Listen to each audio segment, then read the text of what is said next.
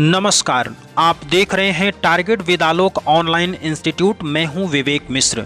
8 PM news bulletin में आगे बढ़ेंगे, लेकिन उससे पहले आपके लिए एक महत्वपूर्ण सूचना। आप सभी को मालूम है कि संघ लोक सेवा आयोग ने IAS 2021 की परीक्षा के लिए तिथियों को घोषित कर दिया है। ऐसे में अब से सिर्फ 8 माह का ही समय आपके पास तैयारी के लिए सुरक्षित है। सिविल सेवा परीक्षा में प्रारंभिक और मुख्य परीक्षा दोनों ही लिहाज से सामान्य अध्ययन एक बड़ी चुनौती होता है।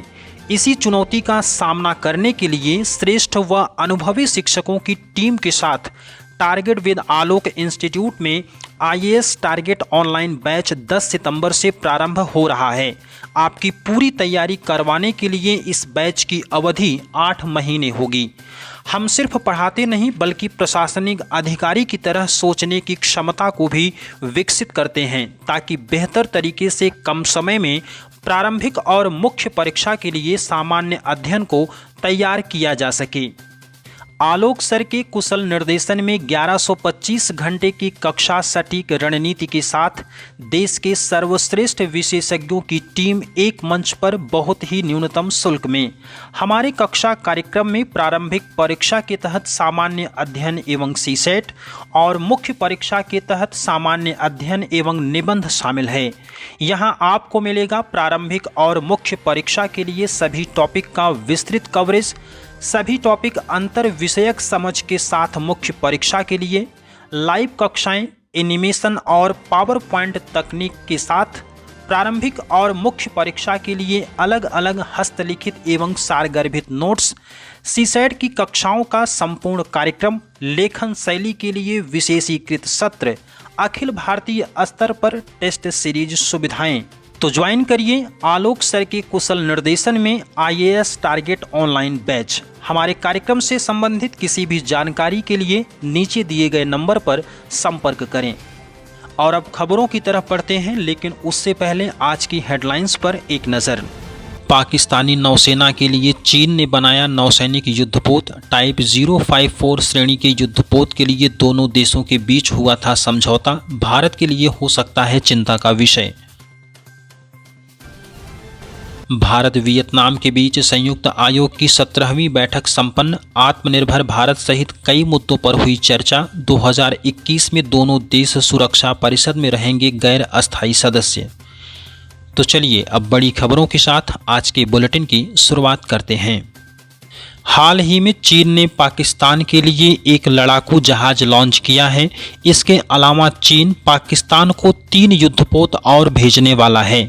दरअसल हाल के एक समारोह में चीन ने पाकिस्तानी नौसेना के लिए बनाया गया एक उन्नत नौसैनिक युद्धपोत लॉन्च किया।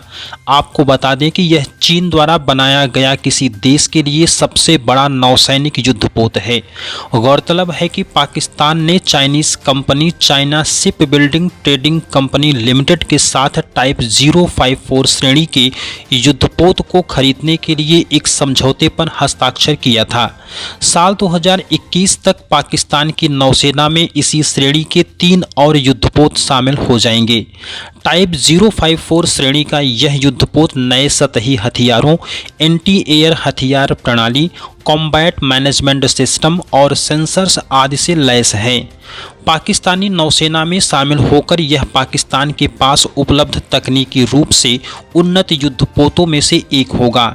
विशेषज्ञ भी मानते हैं कि टाइप 054 श्रेणी का युद्धपोत Chinese People's Liberation Army Navy में कार्य करने वाले सबसे बेहतर युद्धपोतों में से एक है। इस युद्धपोत के चलते पाकिस्तान और चीन के रक्षा संबंधों में एक अध्याय की शुरुआत मानी जा रही है। विशेषज्ञों की माने तो इस प्रकार के उन्नत युद्धपोत के अधिग्रहण से पाकिस्तानी नौसेना के सतही बेड़े की युद्ध क्षमता में वृद्धि होने के साथ चीन के सैन्य निर्यात क्षेत्र के लिए भी बड़ी उपलब्धि है। गौरतलब है कि भारत चीन और भारत पाकिस्तान के बीच सीमा विवादों के चलते काफ़ी तनाव रहा। ऐसे में पाकिस्तान का चीन से इस प्रकार का युद्धपोत खरीदना भारत के लिए चिंताजनक हो सकता है। ऐसे में भारत के इन दोनों दुश्मन पड़ोसियों के बीच सैन्य सहयोग पर बारीकी से नज़र रखना होगा। बीते कई सालों से चीन पाकिस्तान के प्राथमिक रक्षा साझीदारों में से एक रहा है। एक आंकड़े के अनुसार चीन ने साल 2008 से 2012 के बीच पाकिस्तान के रक्षा आयात भंडार में 70% के करीब योगदान दिया। बीते कुछ सालों में चीन पाकिस्तान के मजबूत होते सैन्य संबंधों के चलते दोनों देशों ने संयुक्त रूप से JF-17 मल्टी रोल लड़ाकू विमान के नए संस्करण ने दिसंबर 2019 में अपनी पहली उड़ान भरी। आपको बता दें कि साल 2008 में चीन ने पाकिस्तान को घातक A-100 मल्टीपल रॉकेट लॉन्च की पहली इकाई भी बेचा था। इन परिस्थितियों को देखते हुए सुरक्षा के लिहाज से भारत के लिए चिंताजनक बात हो सकती है। हाल ही में भारत और वियतनाम संयुक्त आयोग की 17वीं बैठक संपन्न हुई। यह बैठक दोनों देशों के बीच व्यापार, आर्थिक और तकनीकी सहयोग पर केंद्रित रहा। वीडियो कॉन्फ्रेंसिंग से की गई इस बैठक में भारतीय विदेश मंत्री और वियतनाम के उप प्रधानमंत्री ने सह अध्यक्षता की।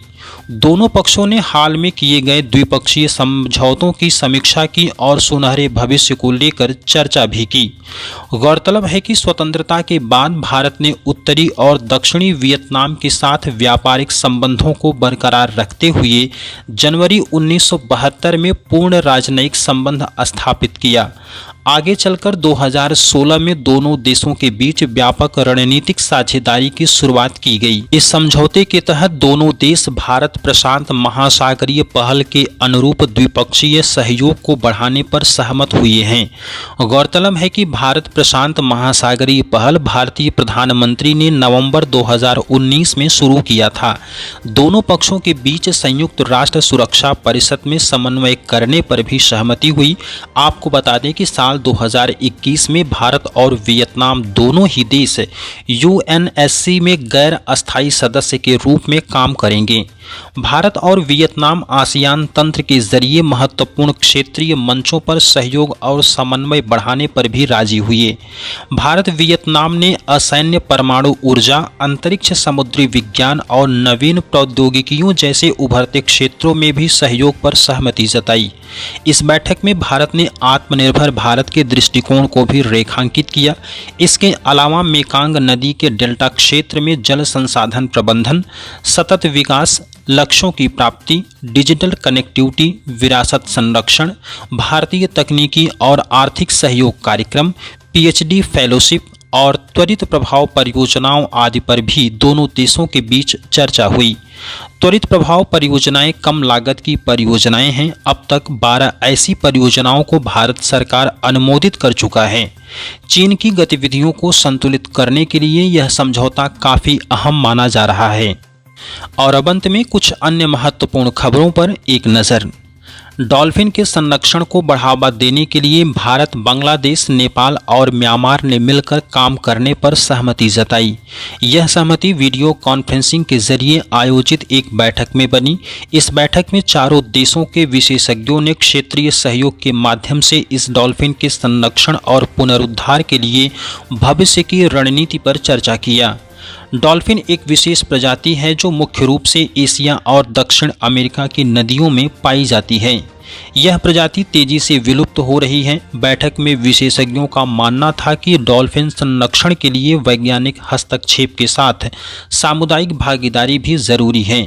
उन्होंने बैठक में छात्रों को डॉल्फिन के बारे में जानकारी देने और इस बारे में समग्र जागरूकता बढ़ाने पर भी जोर दिया। हैदराबाद के नीलकंठ भानु ने मेंटल कैलकुलेशन वर्ल्ड चैंपियनशिप यानी MCWC में भारत की ओर से पहला स्वर्ण पदक जीत लिया। उन्होंने यह स्वर्ण पदक लंदन में आयोजित माइंड स्पोर्ट ओलंपिक यानी MSO में जीता है। उन्हें दुनिया का सबसे तेज ह्यूमन कैलकुलेटर माना गया है। भानु ने इस प्रतियोगिता में शकुंतला देवी और स्कॉट फ्लेशवर्ग जैसे दिग्गज गणितज्ञों का रिकॉर्ड तोड़कर एक नया रिकॉर्ड स्थापित किया। आपको बताते चलें कि माइंड स्पोर्ट ओलंपियाड यानी MSO 60 से अधिक विभिन्न बोर्ड खेल प्रतियोगिताओं जैसे शतरंज, स्क्रैबल और सेवन बर्डर्स जैसे एक अंतर्राष्ट्रीय कार्यक्रम है। इस प्रतियोगिता को पहली बार वर्ष 1988 में आयोजित किया गया था। राष्ट्रीय हरित प्राधिकरण यानी NGT ने केंद्रीय पर्यावरण, वन एवं जलवायु परिवर्तन मंत्रालय के राष्ट्रीय स्वच्छ वायु कार्यक्रम यानी नेशनल क्लीन एयर प्रोग्राम पर दिए गए रिपोर्ट को नकार दिया है, जिसमें दावा किया गया था कि साल 2024 तक वायु प्रदूषण में 20 से 50% की कमी आएगी। केंद्रीय पर्यावरण, वन एवं जलवायु परिवर्तन मंत्रालय ने NGT को बताया कि वायु गुणवत्ता के स्तर पर तकनीकी एवं नीतिगत हस्तक्षेपों के प्रभाव का आकलन करने के लिए आवश्यक तकनीकी विशेषज्ञों की मदद से एक मध्यावधि शब्दव्यापी समीक्षा की जाएगी। इस पर NGT ने कहा कि स्वच्छ वायु के अधिकार को जीवन के अधिकार के हिस्से के रूप में मान्यता प्राप्त है। वायु प्रदूषण में कमी कर पाने में विफलता जीने के अधिकार से वंचित करना है। टोल प्लाजा पर किसी भी छूट के लिए भारत सरकार ने पूरे देश के राजमार्गों पर फास्टैग अनिवार्य कर दिया है।